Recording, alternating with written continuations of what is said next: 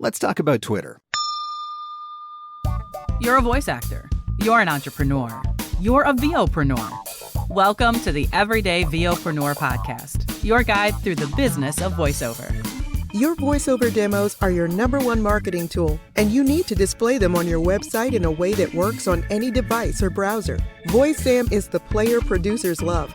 Plus, it offers tools that can improve your email signature, quickly create a one-page website, and much more. Sign up now at voicesam.com/Marc Scott and get 3 months of the base player for the price of one. That's voicesam.com/Marc Scott for full details and to sign up. The VOPRENEUR podcast. Hey, it doesn't suck. Not as funny as Conan. Not as cute as Seth Meyers. Not as smart as Colbert. But he's one of us, and that counts for something. Here's Marc Scott, the original Everyday VOPRENEUR. Hello and welcome to the Everyday VOPRENEUR podcast, your guide through the business of voiceover. I'm Marc Scott, the original Everyday VOPRENEUR. Loving the new direction that the podcast is taking and very much looking forward to diving into another incredible interview in just a couple of minutes.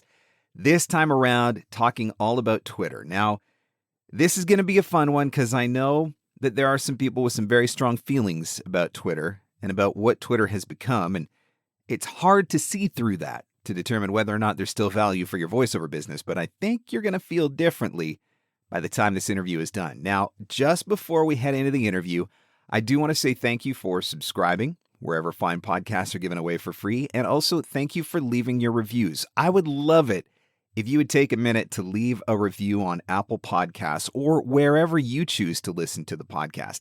Those reviews help other people to be able to find it, and it's also, look, I'm not going to lie, it's encouraging for me to know that you're listening and that you're enjoying. Also, if you are listening, would you post it in your Instagram stories and make sure to tag me at Marc Scott? Would love to hear what you think about these interviews. Would love to hear about what you are learning. So let's get into it. I signed up for Twitter in August of 2008. So not at the very beginning, but very early. It was baby Twitter, we'll call it. And over the years, I've lived through toddler Twitter, teenage Twitter, and now I think we're starting to get a sense of what grown-up Twitter is going to look like, and it has changed a lot over the years as features have come and gone, users have grown and shifted, and reasons for using the platform have broadened. Now, many days, admittedly, Twitter feels like a little bit of a dumpster fire of political rage and divisive hate and angry commentators, but there's still a lot of value in the platform, and it can still be used for good. And it can still be a powerful tool for growing an audience, developing a brand, building a platform. And that is what my guest today is doing. He's a theater-trained Los Angeles-based voice actor who is fluent in English and Korean, with credits including Netflix and Ubisoft. He's also someone who I think is crushing it on Twitter. Welcome to the podcast, Yoon, Voice Moto. Hello. Thank you for having me, Marc. It's a pleasure. How are you? The fact of the matter is, would I love to have you on the podcast to talk about Twitter? Of course. Do I want to just have you on the podcast to just listen to your voice for half an hour? That's probably more true. That's very kind. Same sentiment goes with you. I actually enjoy listening to you in the car. I do. Awesome. So I'm really excited to do this because I think you're doing a really great job on Twitter. And I think that, how do I put this diplomatically? We went through a 4-year period in certain parts of the world where there was a lot of anger that seemed to get expressed on Twitter. And so because of that, a lot of people were turned off of the platform. Now, I know that you spend time on TikTok. I know that you've got your LinkedIn profile, but it seems like Twitter has kind of become a social media platform of choice for you. So despite everything that was going on, talk to me about how you came to that decision to just put a focus on Twitter. Most definitely. Primarily, I have come to realize my strengths and weaknesses, essentially speaking. And working primarily as a character voice actor, I've kind of stumbled upon Twitter as a healthy community, as it turns out, for character voice acting. I've certainly had my presence on Facebook and Instagram and everywhere else, and LinkedIn as well, of course, as you mentioned. But I haven't found the same fervor, perhaps, the enthusiasm for character acting, animation, video game, and such anywhere else except Twitter. So when I came across it, it was like, I'm home. And it's interesting to hear you say that, because that's how I felt about Twitter in the early days with regards to explainer videos. At one point, when the explainer video genre was really starting to take off, that seemed like that was the place where all of those people were hanging out. That's where they were having conversations. That's where they were engaging. And I think that that's something that has definitely shifted over time. So do you think then that Twitter is better for certain genres than others? I mean, obviously, it seems to be working for you in the space that you're in. I most definitely think so. I have colleagues in the commercial landscape, explainer early learning, and every other genre of VO that I network and connect and talk with and hang out with on Twitter. But primarily, it's all character work, as far as I can see anyway. That's an interesting thing, because I mean, one of the things that I always talk about with marketing is being where your audience is at, right? And so because I do a lot of e-learning and corporate stuff now, I know that a lot of that audience is on LinkedIn. And so I've made a decision to hang out on LinkedIn because I know that's where I can interact with them. You have obviously found that there's a lot of character opportunity on Twitter, so you've made a conscious decision to hang out on Twitter, despite all of the stuff that's going on around Twitter. Like, you know what I'm saying? Like, I do. People are just afraid of the platform because it just seems to be such a crappy place to hang out in general. But your experience is that if you find your people, there's some really good conversations to be had. I mean, I've always been a huge advocate of cultivating your feed.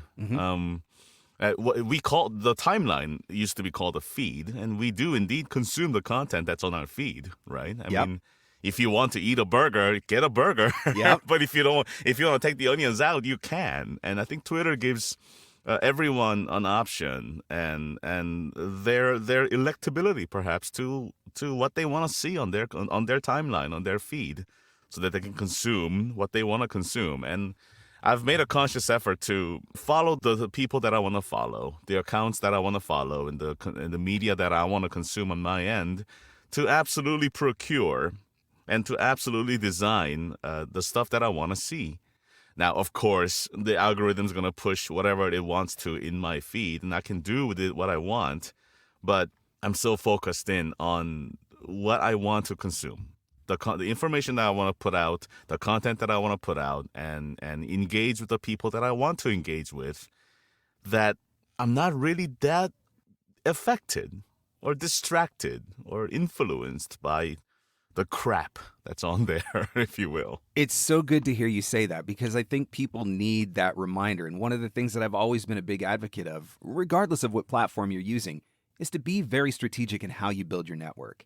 And so if you are choosing the right people to get connected with, which is strategically choosing how you're going to build your timeline, you can avoid a lot of that content that you don't want to see. And when it pops up, you mute it, you unfollow people, right? It's a living, breathing organism, but it is possible still to build a really strong network and community that is like-minded and, wants to work. Very much so. And I've heard that exact advice from your podcast and episodes about procuring your community and people, following the people, really specifying who you're connecting to, especially on LinkedIn. I completely wholeheartedly agree. At the same time, because of the camaraderie that exists on Twitter inside this community of character-based voice actors, there is indeed a lot of following back. And I truly feel, and it's been confirmed by many other professionals in the realm, that voice acting is such a eclectic and unique realm of entertainment, especially from the character voice acting perspective, where we really do support each other and lift each other up and elevate everybody else in this capacity that's not seen anywhere else, really. And having the connection to this wonderful, supportive community on Twitter has been a fantastic resource of information and motivation. At the same time, a great place to network and to communicate. And the studios, the casting directors, everybody else who's interested in hiring character voice actors see this wonderful ecosystem of character voice actors on Twitter, and they come to look for talent on Twitter. From everything from the tiny little one-man studio in the basement of Kansas somewhere to the well-known indie studios and even the professional ones. It's been a great resource, and I recommend everybody to engage and to connect with the community on Twitter if character voice acting indeed is a thing for you. Now, just for anybody that wants a little bit of clarity, when we're saying character voice acting, are you talking specifically video game? Are you talking animation? Is it a little bit of both? What specifically are you finding with in the character space? I would define it as all of the above. Okay. Primarily, I would say video game and animation and anime to an extent as well. There's other mediums called a visual novel, audiobooks as well.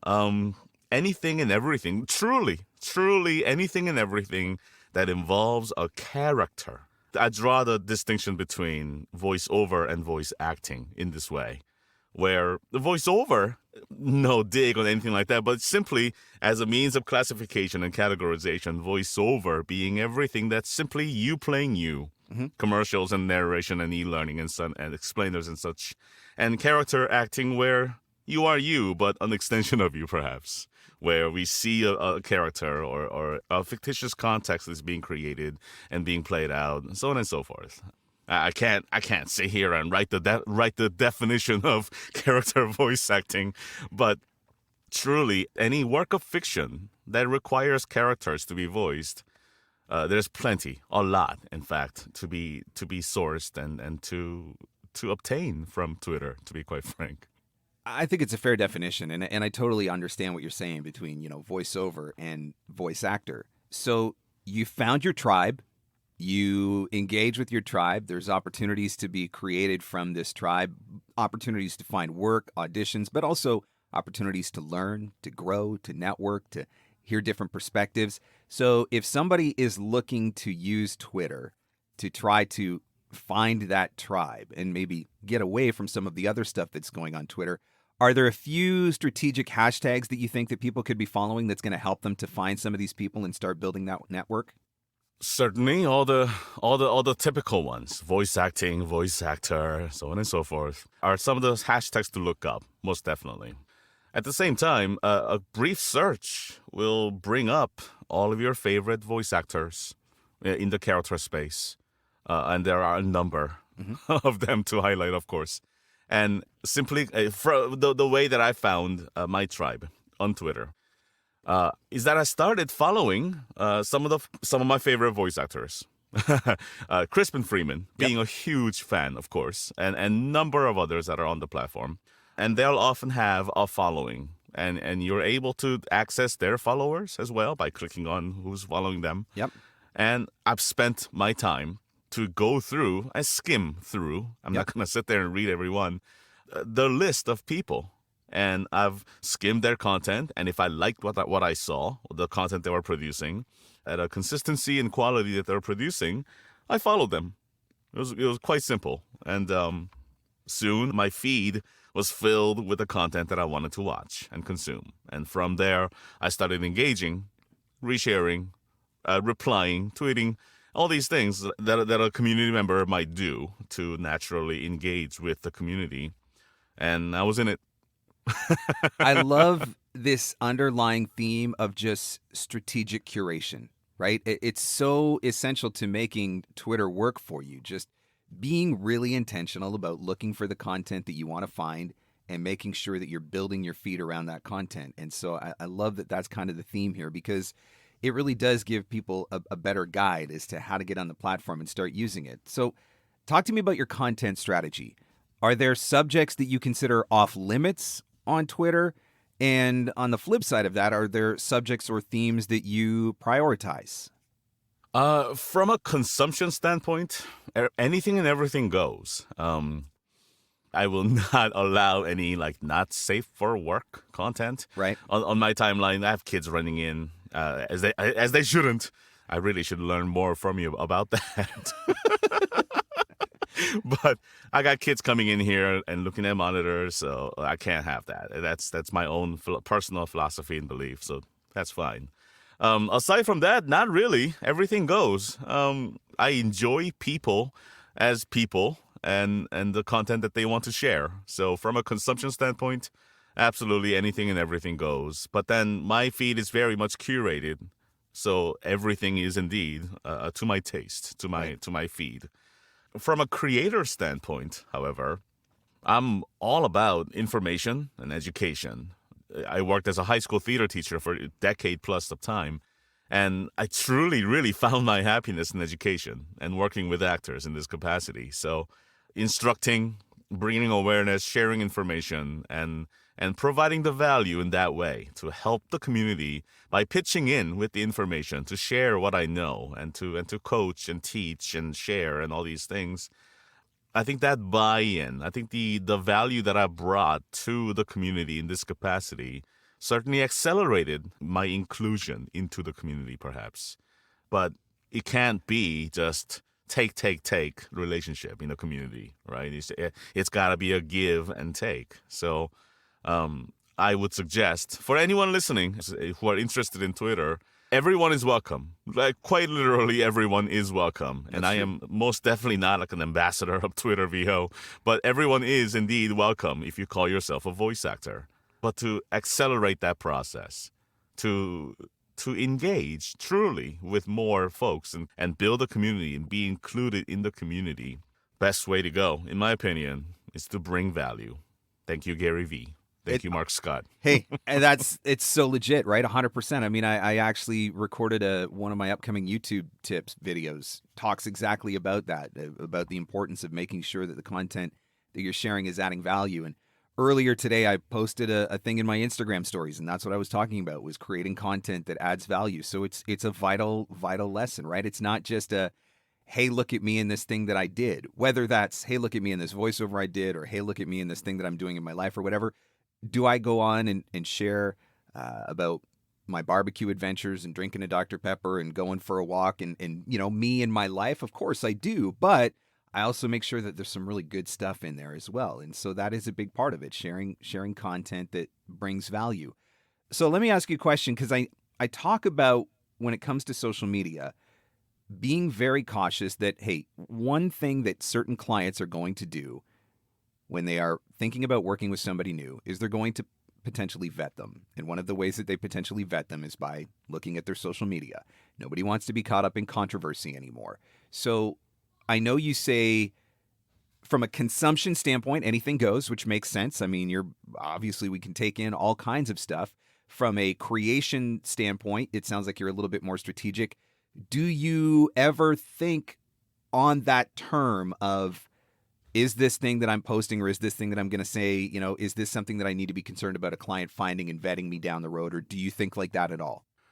To a degree, I would say, to a degree. And I say this because I am very strategic and selective about the content that I create, tweets that I post, replies that I make, of course, as everyone should. But it really, really begins with us being who we are, me being exactly who I am, and not to pat myself on the back, but I truly, honestly believe that I am a good human being with empathy and kindness and all these things in my heart. And I do want to be a good contributing member of the community, maybe. So the content that I bring, posts that I make, are very much authentic. Yeah. From my own heart, from my own brain. And I don't have any ill will towards people. I will have my angry moments when people talk about masks and vaccines. Right? The hot button issues that can certainly light us all up, that's for sure. But then at the same time, I'm bringing my very own flavor of authenticity into the community. Yeah. And the folks who identify my content as me being simply me, I think appreciates that even more so. In this world of social media and fake profiles, and look at my vacation in some other place.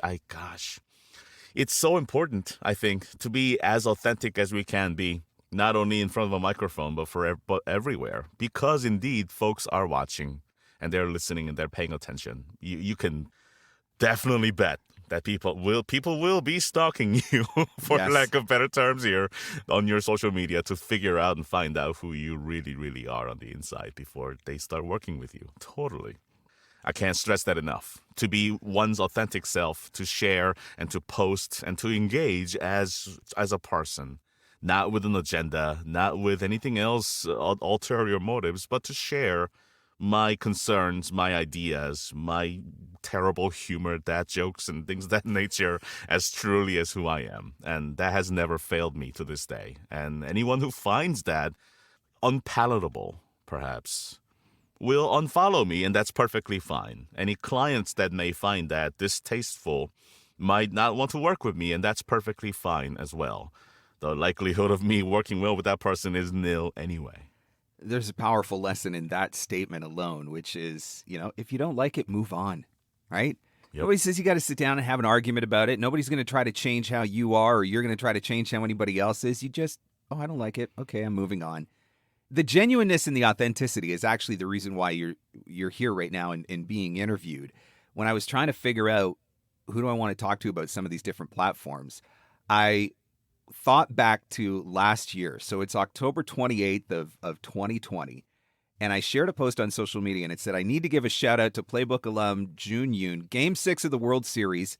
And I got distracted from the game by what he was doing on Twitter. If you want a brilliant example of using social media for content marketing that'll get eyes on you in a memorable way, check out his feed. And the genuineness of what you were doing is totally what drew me into it. You were doing this karaoke singing challenge thing, which was so much fun. Talk to me about the inspiration for that campaign. You got a lot of people to participate in that, and everybody that was doing it was having such a great time. And it was, for me, it was like, honestly, it was one of the highlights of Twitter at a time when there was a lot of anger going on in that space. And I just felt like you brought light and joy with that. So talk to me about the inspiration for that. Funny enough, during my tenure as a high school teacher, I also like to sing. I'm not a professionally trained singer by any means, but I play the guitar and I sing. And after school, during productions with my cast and students that I would teach, I'd take out my guitar and start singing. And the kids would really love that, to sing along the songs they knew. And I would make an effort to learn the new songs and stuff like that. It wasn't long before the lyrics were being thrown up on the big screen, and we were all having a great time singing these songs together, musicals and pop songs and everything else.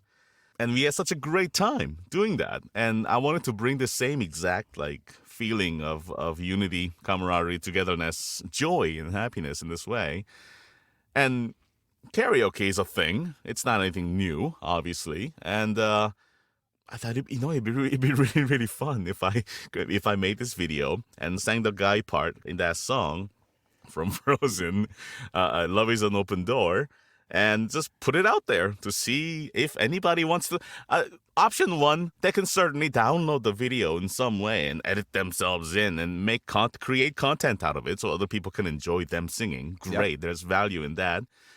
If not, if anything else, they can just put it in their ear and sing along for the joy of singing. Because we all love to sing, whether in the shower or in the car. Don't lie to yourself. You do it. I know. It's true. 100%. And look, I've never seen Frozen still, which is, I wear that as a badge of honor because I do have 3 daughters. But because of your videos, I probably know half the lyrics to that song now. Because, like I said, it was something that was just so much fun to watch. And I think that very element of having fun, which is so crucially important in character acting, in both auditions and in the work that you book, that very element of having fun. I really wanted to hit that very hard and as critically as I possibly could. And if we, as actors, exercise that muscle and that instinct, that interior sense that tells you, oh, this is fun.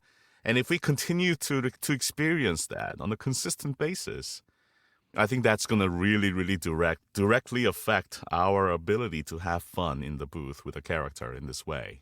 And whatever I can to inspire, to force, if I have to for you to have fun and consistently have fun and engage with the content that I create, well, it's a win-win-win then. My content is being distributed to other people so they can hear my voice. The other voice actors who are enjoying my content are having fun, and it's impacting them in their deliveries in the booth. And everybody's smiling. What I love about it the most, I think, apart from how much fun it was, is that it had absolutely nothing to do with voiceover, but subtly it did. Mm-hmm. And because, like you just said, everybody's hearing your voice. When I talk to voice actors, when I work with them in coaching sessions and whatnot, and we're talking about, social media, and they're always like, well, what do I put on social media? Because I can only put out my demo so many times or whatever. And I'm trying to get them to see that there's so much more to it, right? That there's so many different ways that you can add value, that there's so many different ways that you can create content that maybe don't specifically promote your voiceover business, but ultimately promote you as a brand or promote your voice as you did with this singing. And so it's a great example of a way to just be you and be authentic. And I know you got a crap ton of views out of that campaign. I mean, you had so many videos that were hundreds of views, thousands of views. Like, you got a ton of views and ultimately then listens to your voice. And so you didn't have to promote your voiceover services. You just had to be you. And it was brilliant. The magic of algorithms, I suppose. Yeah. But at the same time, the intent underneath, the original intent underneath wasn't exactly to promote my voice or to spread awareness of my brand or my business, honestly. And I really, really, truly do mean this from the bottom of my heart. That video and the voice actor duet challenge that I produce still do every now and then. Even all of it is produced and made out of love and fun with the attempt to engage my community. That principle alone underneath doesn't change. I'm simply having fun and providing a vehicle for other voice actors and other colleagues to jump in on the bandwagon and create content. It might have a side effect of distributing my voice and getting my voice to be heard by other folks as determined by the algorithm. But really, the intent underneath is to have fun, is to engage, to create content. And I think that's what's important, the authenticity and the genuineness of it all underneath that allows, that makes people go, oh, this guy is being real. That's why it worked, though. Like, that's why it caught my attention, because I could see that you were just having so much fun and that everybody that was engaging with you in it was just having so much fun. And there wasn't an ulterior motive. Is there like you said, a side effect that maybe has an advantage to you down the road? Well, yeah, maybe, but that is a byproduct of just the genuineness and the authenticity that came from it. And I suspect that as people are listening to this episode, you may need to come up with another one of these singing challenges, because there may be some people that want to participate in a new one with you just to have that fun. I love it, if for no other reason. It just brings, like I said before, a little bit of light to Twitter, which sometimes can be a pretty dark place. No question about that. And I have been continuously making them every now and then. I'll do a little plug if you don't mind. Feel free to edit this out. But voicemodo.com/VA duet. VA duet is where you'll find all the videos. Feel free to download and engage. Absolutely. There you go. So we're talking about engagement. One of the things that I noticed while looking through your Twitter profile is that you do an incredible job of creating engagement. Social media is just that. It's meant to be social, but so many people use it as a one-sided broadcasting platform. What are some of the things, other than the duet challenge, what are some of the things that you do to generate so much engagement on Twitter? Because you really seem to do a great job of it. Through content creation, as broad as that may sound, and I apologize for that, but through simply creating content and putting forth the authenticity of my person, I've been able to attract a number of folks to follow me.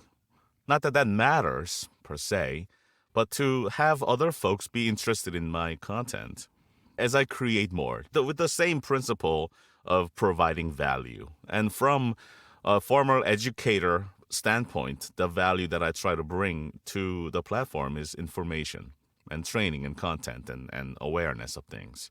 So at the same time, the content is very evolving, if you will. Mm-hmm. I also have a podcast called the Voice Actor Showcase that I simply brought people on to talk about their journeys. Yep. Not Not the likes of Crispin Freeman or Rob Paulson or Tara Strong, but everyday VOPRENEURS, as it turns out. There you go. To tell their stories. Primarily because when I was listening to various podcasts and looking for podcasts to listen to, there weren't any podcasts that focused on the struggles and the journeys and the things of everyday voice actors.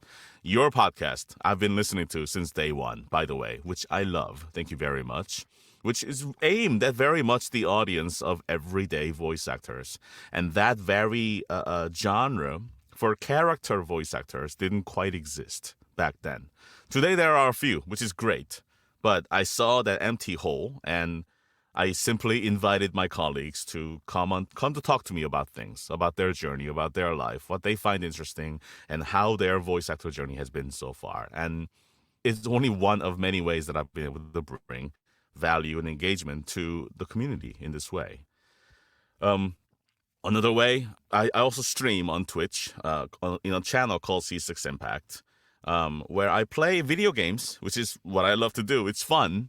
At the same time, while I play video games, I talk about important issues and things and awareness and education and awareness about this journey to whoever is going to come and listen.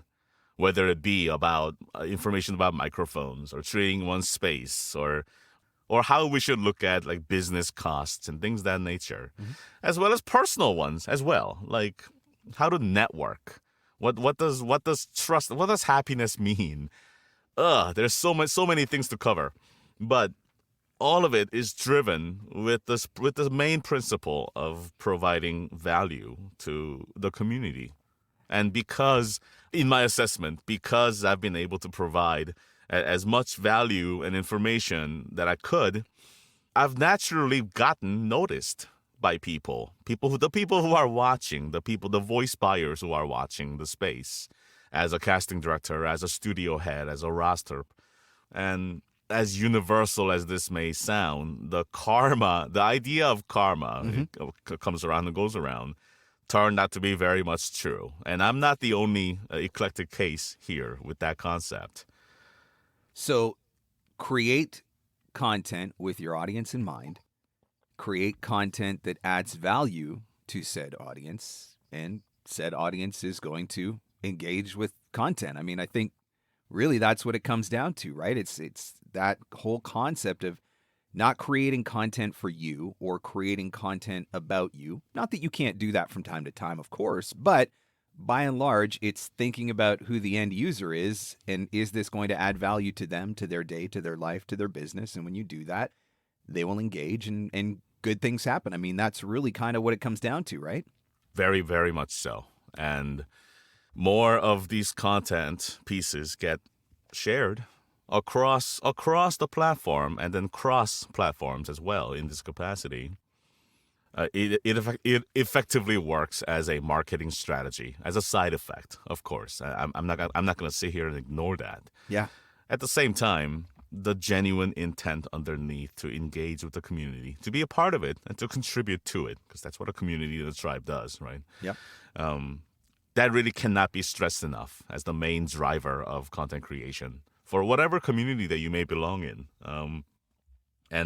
And because my aim is about education, of bringing up the other voice actors as much as I can possibly elevate, my target audience are indeed voice actors. Yeah. But or anyone who's listening, your tribe doesn't have to be voice actors. Maybe you're a wonderful aficionado of barbecue. Yeah. Absolutely. And that there's a community. I promise there's a community based around barbecuing and smoking and meats and rubs and all these things. I'm sure. Oh, there is. Oh, I bet Marc would know. I would imagine. and any content that aims to provide value to that community will work exactly the same way. You answered the question that I didn't even have the opportunity to ask, because the one question that I wanted was to talk about specific ways that you are using Twitter to create opportunity for yourself.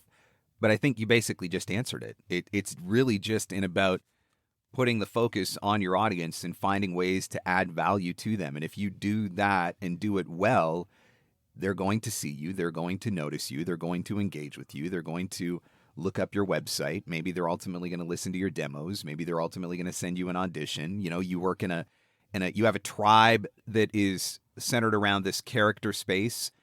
My guess is that as you add value to that tribe and you help them to like you said, you want to lift them up in their careers, I'm guessing that they're keeping you top of mind when they see an audition opportunity, or you know they need to make a referral or something. Is that fair to say that pretty much is how you're creating the opportunities for yourself, is just by constantly looking for ways to add value?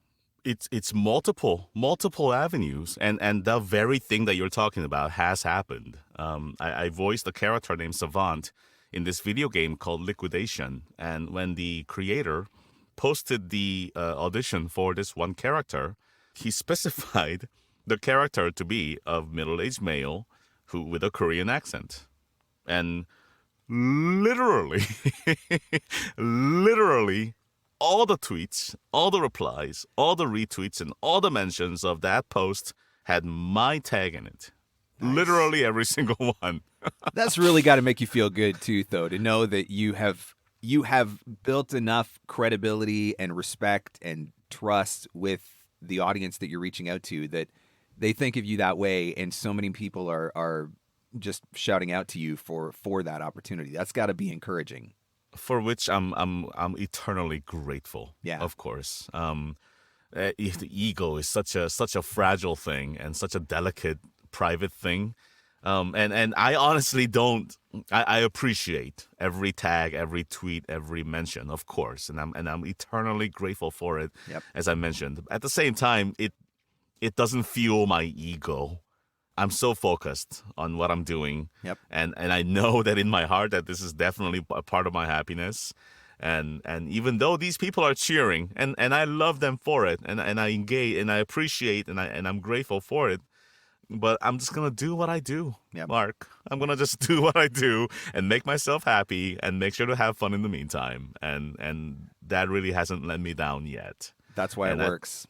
And the very, very idea of simply, authentically being myself online, as far as online on Twitter goes, is really indicative of who I am and how I work. Mm-hmm. And I'm no different in a recording session. Right on. No different at all. And the casting, the studios, the holder of rosters, and so on and so forth, who are watching the space very actively, of course, notice that.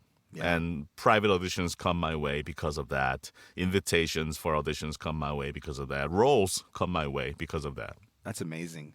So you obviously know what you're doing. That's no secret. I think you've given a ton of valuable information already in this interview. I'm all about actionable, practical advice for voice actors. So give me just a couple of practical tips that you could offer to a voice actor, regardless of their current experience level or familiarity with Twitter. A couple of pieces of advice that could help them start getting more out of the platform starting today. The first thing I would say is to be absolutely certain that character voice acting is of genuine interest. Some folks want nothing to do with characters. I'm going to sit in my studio and do IVR all day, and that's my happiness. Good for them. Most definitely good for them. Or some folks may be super into e-learning and explainers. Great. You know? Yep. And LinkedIn and other platforms are great for that. Of course, that's where those voice buyers live and engage with, and that's where you definitely should be. Well, of course. Twitter is very eclectically and very specifically character voice driven. You'd be hard pressed to find a commercial explainer, e-learning IVR gig on Twitter. Does that mean those companies don't exist on Twitter? Not necessarily. That's not what I'm talking about, of course. But the casting process, or perhaps the curation of talent for those genres of voiceover jobs may not be as vibrant on Twitter as it is on LinkedIn or Facebook.